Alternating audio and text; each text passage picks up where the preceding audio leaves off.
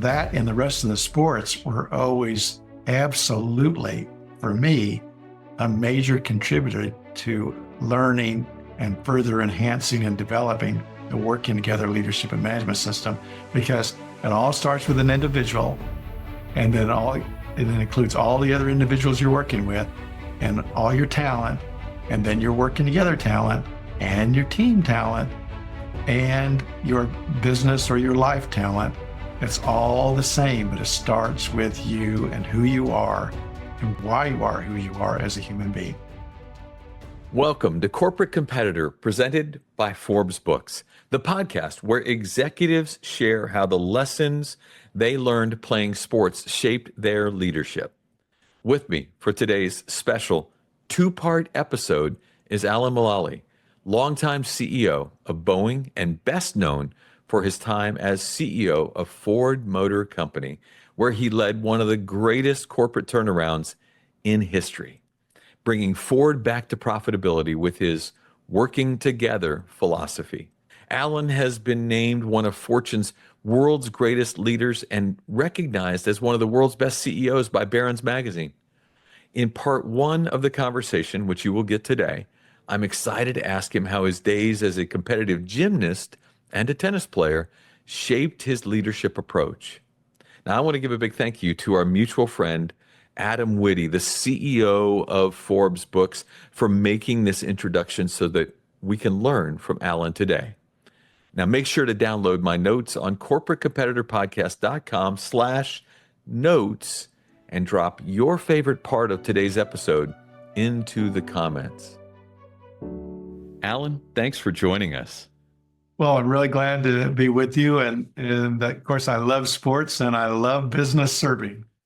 Well, those two things are what draw this entire podcast together. And it's what so many of our listeners have grown to really enjoy, is learning lessons from people like you who are exceptional leaders, but at the same time, have some sports in their background that made a difference in who they are. Well, and also, Don, you can see right up here, I really think the world of you. And I followed you throughout my career, and every one of your items we have included in our working together leadership and management system. So it's really fun to be able to share this with you. Oh, it's and when I looked at your working management system, I saw the same thing. So great. I'm enjoying the mutual admiration. Thank you.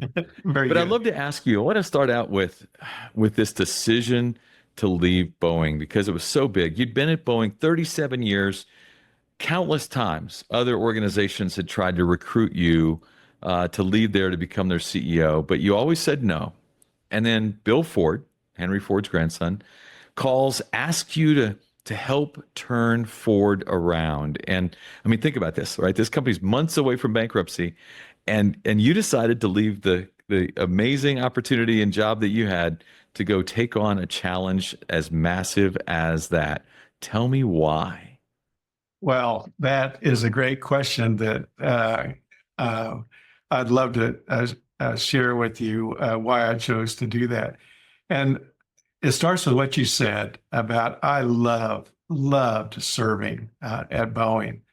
And I had the chance, Don, to be on the design team of every Boeing airplane, the 707, the 727. I like to say these nice and slowly.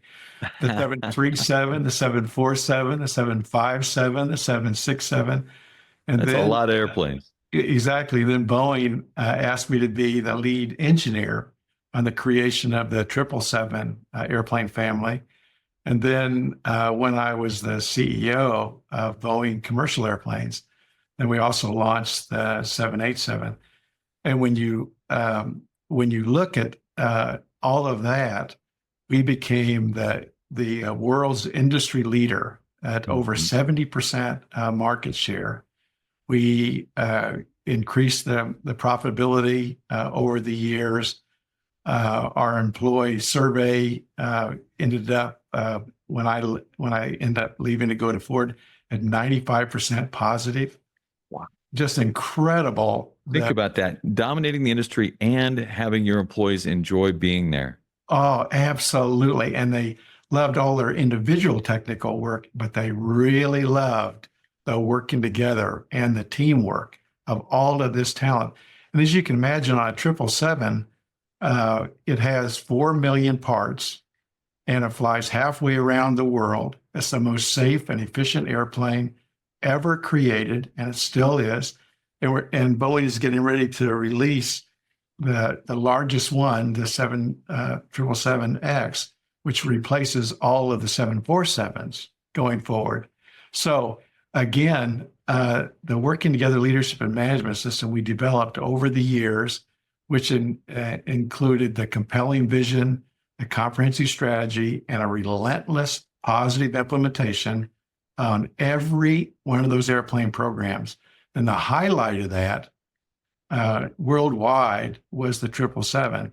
And so we've just finished that, just launched the 787, and then Bill calls. And I had followed Bill over the years because I knew so much about the relationship between Boeing and Ford, and especially during World War II.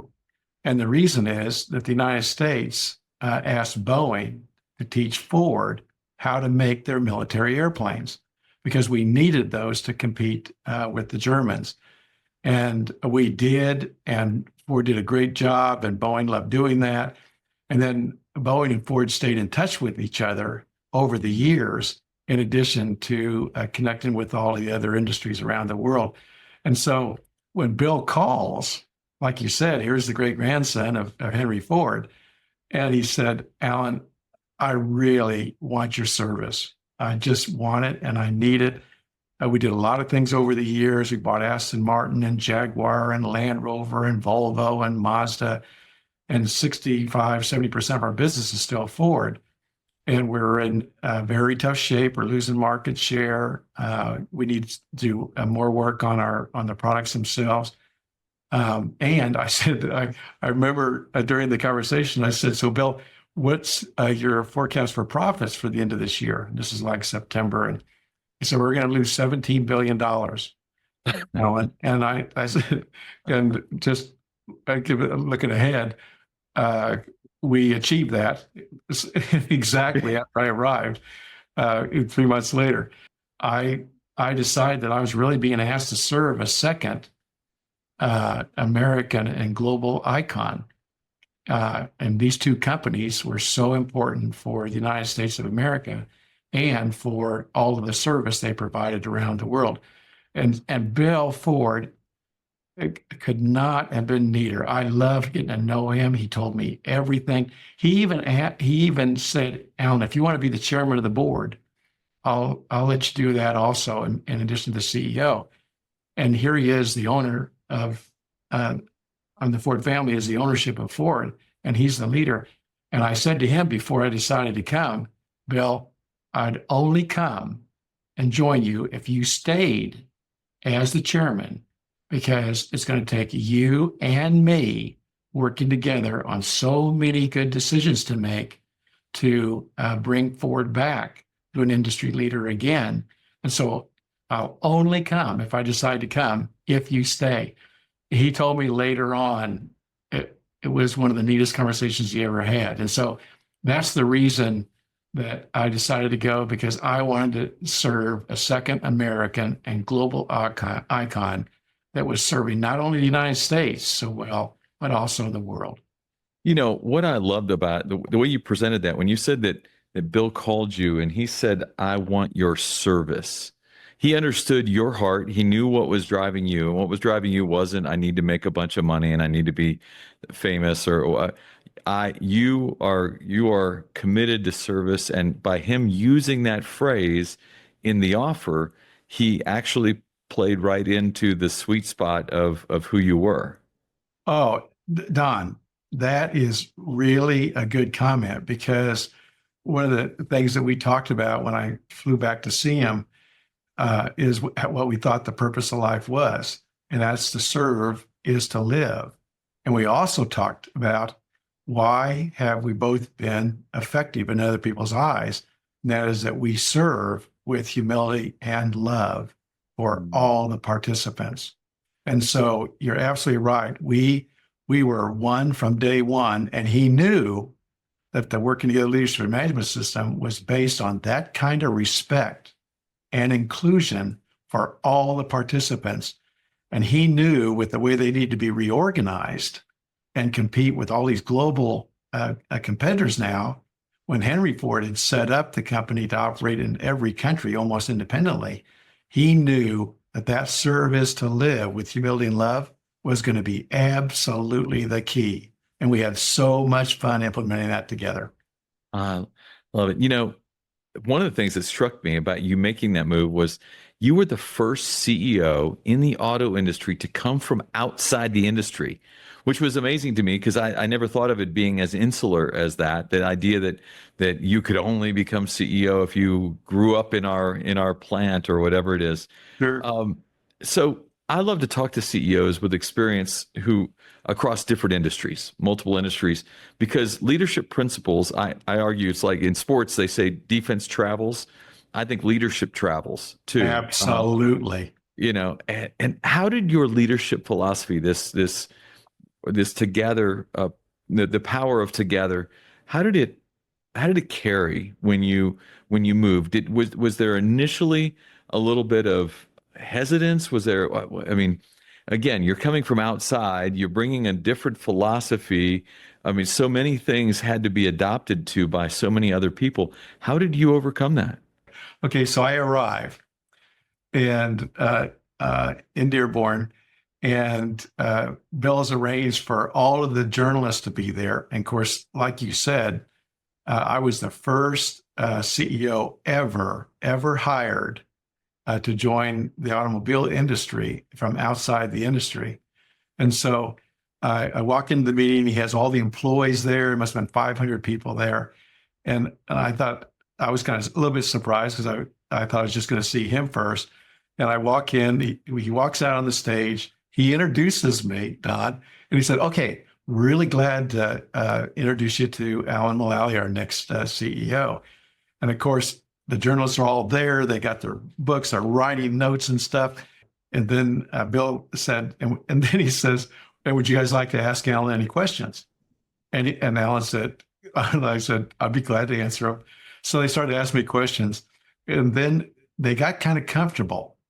Because I answered their questions. And so then they said, okay, Mr. Mulally, you're coming from outside of the automobile industry. You don't know anything about how complicated it is with the products and the process and the service and everything. We know you love service. And so what does that mean to all of us and you when you don't know anything about this, and especially with the products? And I rubbed my chin very thoughtfully, and I said, well, I think that's a really good question. And you do have very, very sophisticated products. So, for example, your F-150s, that's been the number one vehicle almost forever. And it's fantastic. It has around 10,000 parts. And you think about the fuel efficiency and the quality and the reliability and the maintainability, very, very sophisticated products. I might point out that the 777 airplane has 4 million parts, and it flies halfway around the world safely and efficiently, and it stays in the air. And they're all looking at me. They're writing this down. The next day, the Detroit News, the headline said, "I think we got the right guy." Before we continue, I want to remind you that if one of your 2025 goals is writing a book, but you don't know where to start, I'm here to help. In my new role as publisher at Forbes Books, I'm working alongside a world-class team to guide aspiring authors like you through the process of getting published. Whether it's a story, a big idea, or a project close to your heart, now's the time to make it happen. Just visit forbesbooks.com/Don to get started. One of the things that strikes me about this working together program that you put together and the concepts even of your description in these first two answers is that working together doesn't just mean you and someone sitting across the table from you. sometimes it's those external parties like the media. Okay, now, Don, that's another great comment, because the most important thing about our working leadership management system, and I helped develop this when I was on the Business Roundtable for the United States, and that is to include all of the stakeholders, all of them, not just your company, but all the suppliers, all the governments around the world, all the certification, all the communities in which you can imagine with airplanes, we're touching all of those different stakeholders and include them on the team so they're represented on the team. So including the stakeholders is one of the biggest single reasons we have been so successful at Boeing and also at Ford, to your point. Wow, I love that because you're right. Too often we think the team is just us, and sometimes we have to look at it and say there are external influences here that if we are not attentive to them, they do have a stake, and they could become a challenge for us. I love that.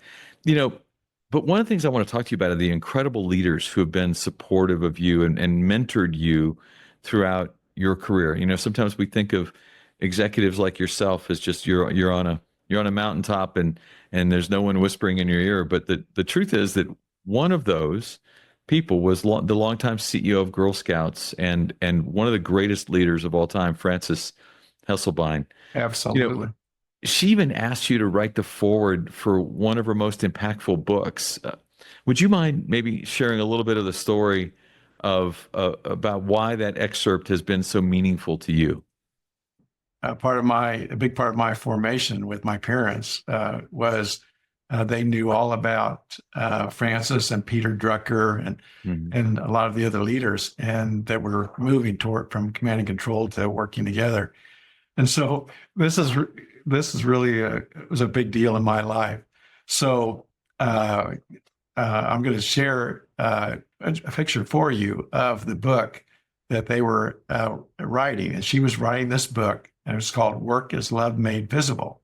Yeah. And it was written by Frances Hesselbein and Sarah MacArthur and Marshall Goldsmith. Marshall Goldsmith is considered to be the finest executive coach in the world. Sarah is a dear friend of Frances, and Frances had her become the editor-in-chief of the Leader to Leader Journal, which is one of the best journals on leadership and management. And of course, Frances, as you said, is absolutely one of the best leaders that was helping all of industry, both profit and nonprofit, move from command to control to working together, where they're going to include everybody and not thinking that the leader's job is to keep telling everybody what to do, especially if you have an airplane that has 4 million parts and you have 620,000 people that are working on it. You need to start pulling everybody together on the vision, the strategy, the plan is. So they all three of them come to see me, and they show me the book, and you can see the cover on the slide that I'm showing you, and you can see their names at the top, and then you can see forward, and it has my name. Then you look down at the bottom, and it mentions that they have a bunch of leaders, 35 different leaders. They're going to share with everybody in the book how you decide what you want to do to serve for the rest of your life. And we would like you to write the foreword to the book. And I said, well, can I read the book first so I can do a good job? And they said, sure. So I read it. And then they came back again, and they said, what do you think? I said, I thought it was fabulous. And I'm not so sure why you'd want me to write the foreword, because you got a bunch of phenomenal people, including, Sarah and Marshall and a bunch of fantastic people. And so I said, why do you want me to write the foreword? And so Frances, she kind of leans forward and gets really close to me. She said, Alan, because you are the best example that I know of a working together leader that includes everybody to work together to create value and growth for all the stakeholders and the greater good of humanity. And I went, whoa.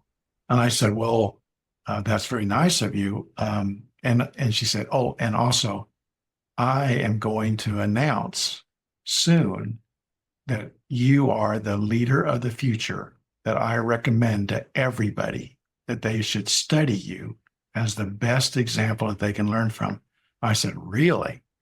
And then she said, so I said, well, okay, but what do you want me to cover in this forward? And she said, well, Alan, everyone knows who you are. And they know what you've been doing at Boeing and Ford, but they want to know why you are who you are. Mm-hmm. And because they want to know, why do you smile all the time? And why do you love people up? And why do you have on your principles and practices people first and love them up and include everybody and respect everybody and listen to each other and work together on, and everybody knows the plan, everybody knows the issues, and they're working together to solve them. And so everybody wants to know why you are who you are. I said, well, how do you share that? And she said, well, I want you to start when you were born. I want you to share your whole life story. And I said, Frances, I never talk about myself. And she said, and she gets really close and she says, exactly, Alan. We want you to share your formation, your development, and all your service that you have done over the years, because we think that'll help everybody really get excited about the rest of the book and everybody's ideas. So I said to her, I've never done that before, and she said, just start when you were born. So I said, okay, I'll try. So I went home. I started working on it. I found it very interesting, and it's about 4 or 5 pages long, and that's that forward in the book, Work is Love Made Visible. And the reason it has the title of Work is Love Made Visible is back to what you were saying about service, because what it's really about is to serve is to live. And you do it with humility and love for the greater good of humanity, no matter what you've decided to do as your service. And so my formation, that's what my parents taught me. The 2 first things that they taught me were, my mom would say to me on the way to school, Don, every day, what my mom or my dad would say to me, my mom would say, okay, Alan, do you remember what the purpose of life is? I said, oh, Mom, I sure do. You've taught it to us really clearly and well. I mean, it's to love and be loved.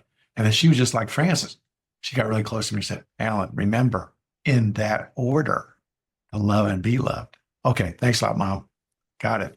And the next day, my dad would always start out with, Alan, remember, to serve is to live. And they had a number of other things that are covered in that forward that shares everything about my formation. And my parents, we didn't have a lot of material resources.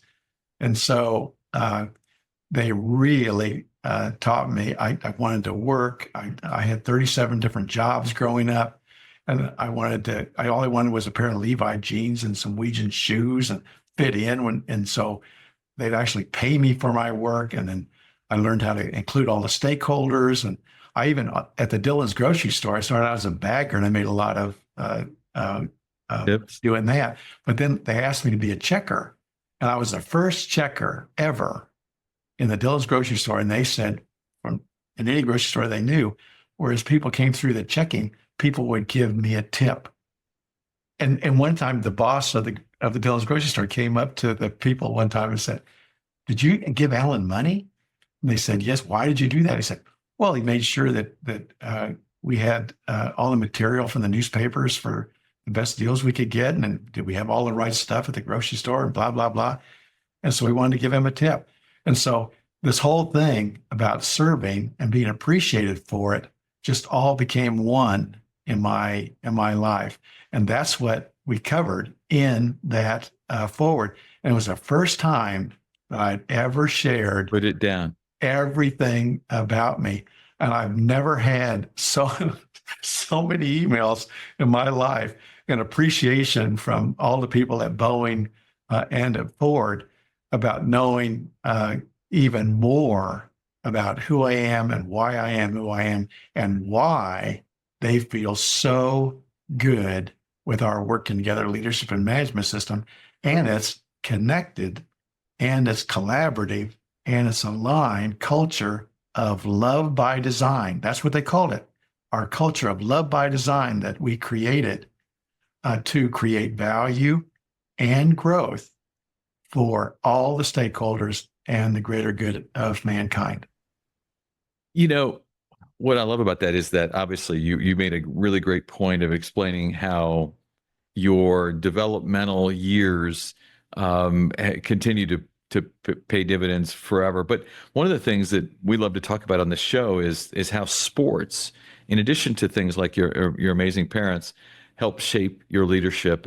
And I know you were a gymnast at Lawrence High School in Kansas. What was your favorite event? Since you brought up sports and you are a dynamite contributor to sports, I just absolutely love it. Oh, and also our youngest son works in the sports area too. And so sports has always been a big part of my life. And I liked football and basketball and tennis. And to your point, in high school, I really liked gymnastics and I loved the high bar. And the reason I loved it so much was not only learning to be a great athlete, but also working together with the team, because the team was really important. And then also, whenever we were competing as a team, then the school was really important. And so to answer your question, one of the highlights was that I was on the team and the participant on the high bar at the state championships in Wichita, Kansas. And it was great. We all had fun pulling together. I ended up getting second on the high bar. We got second in the state gymnastics for the first time for Lawrence, Kansas. And so that and the rest of the sports were always absolutely, for me, a major contributor to learning and further enhancing and developing the working together leadership and management system, because it all starts with an individual and then includes all the other individuals you're working with and all your talent, and then your working together talent and your team talent and your business or your life talent.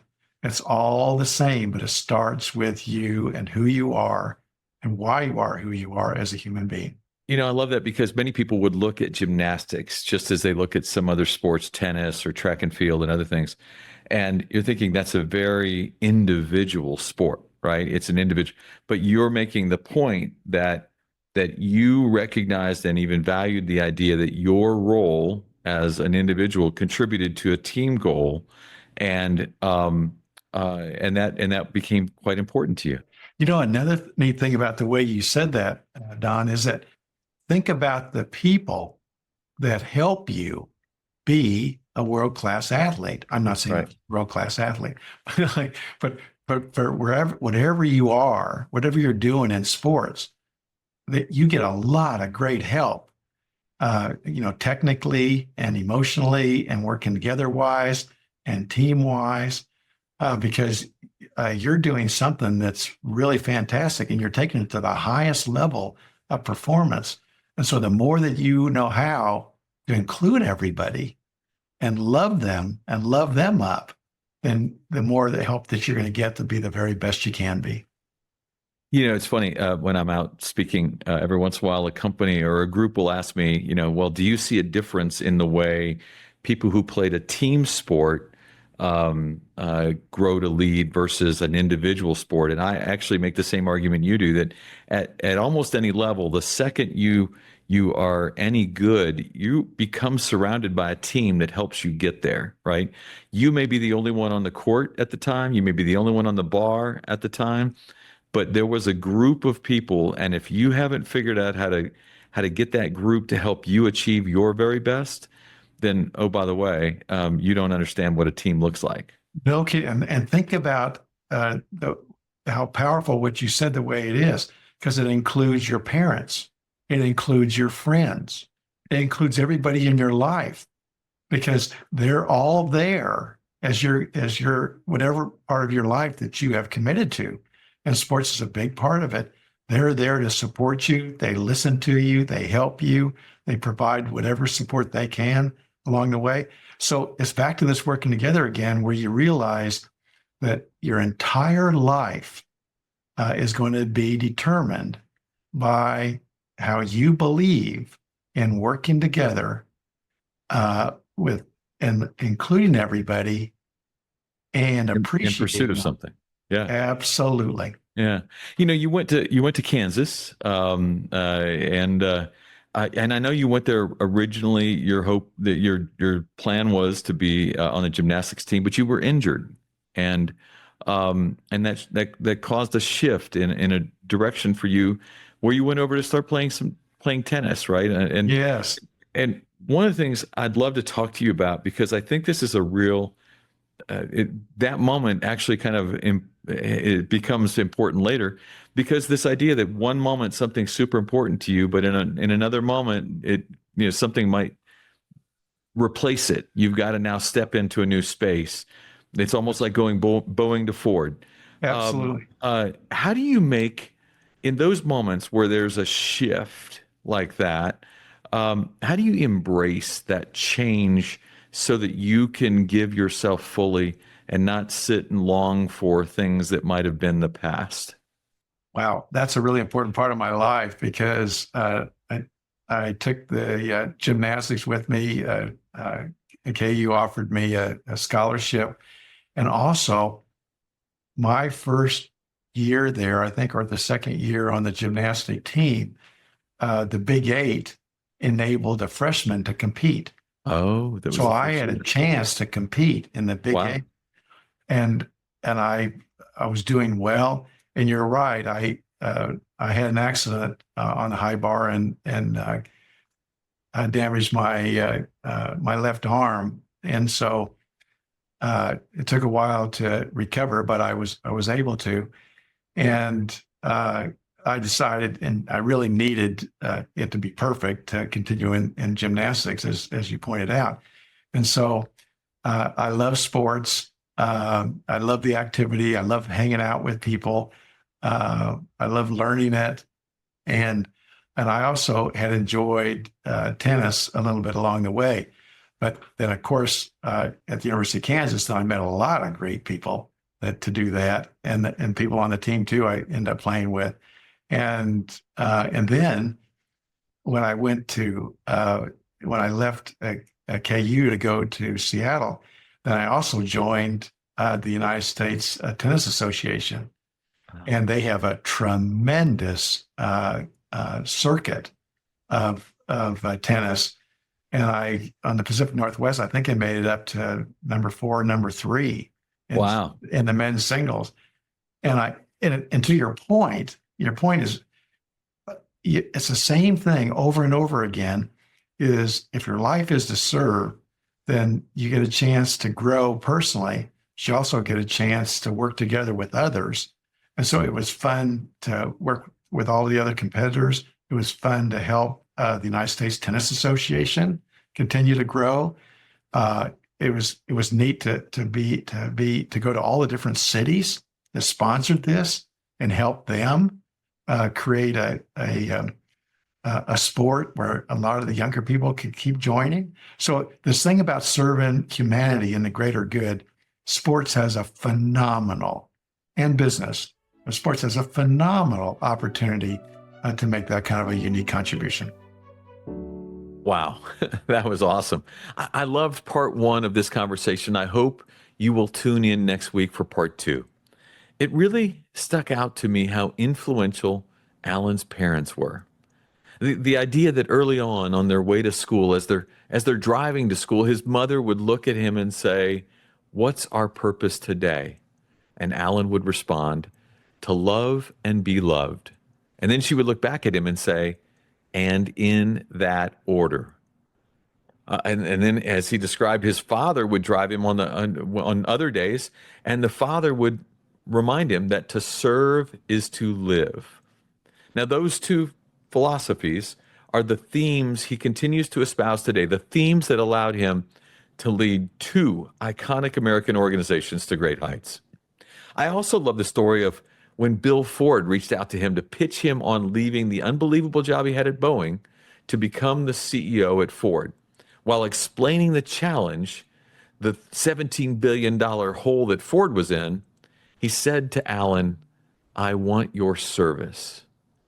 What a great line, because he understood that Alan Mulally loves service. Service is a key word for him.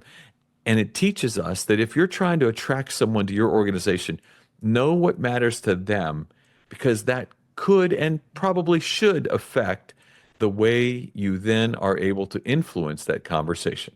I'm looking forward to part 2 next week. I appreciate you.